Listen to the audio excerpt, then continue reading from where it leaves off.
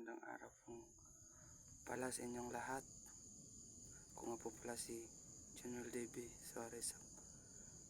Sa bawat salitang ating binubungkal mula sa ating mga labi, sa bawat pangungusap na pagbigkas, hindi lamang natin maipapahayag ang ating mga salubin, kundi ipakita rin natin ang ating pagkakilanlan, ang ating pambansang wika. Ang Pilipino ay hindi lamang isang instrumento ng komunikasyon. Ito ay simbolo ng ating pagkakaisa at pagkakilanlan bilang lahi.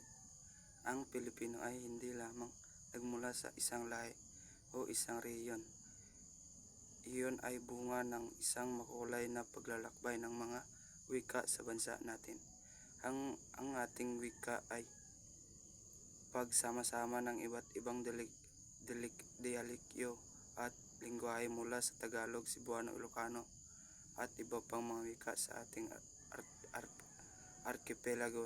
Sa bawat salitang tinatahak nito, sa bawat pangungusap bumabalik tanaw naging pagkakaisa at paggalang sa ating pinagmulan, ngunit hindi pa sa pagiging simbolo ng pagkakaisa at wika rin ay isang mahalagang bahagi ng ating kultura. Sa bawat kasabihan, kwarto at tuka ng isinusulat sa ating wika, nakikita natin ang yaman ng ating kaisipan, damdamin.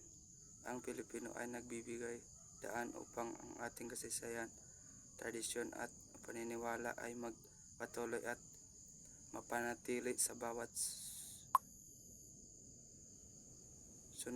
susunod na henerasyon. Sa pamamagitan nito, nilanas natin ang tunay na diwa ng pagiging Pilipino. Sa kabila ng lahat na ito, hindi natin maikakaila na may mga pagkakataong tila kalimutan natin ang kahalagahan ng ating pagkakilanlan. Sa bawat pagkataong na ginagamit natin ang Pilipino, binibigay halaga natin ang ating pagkakaisa, kultura at pagkatao. Naway ipagpapatuloy natin ang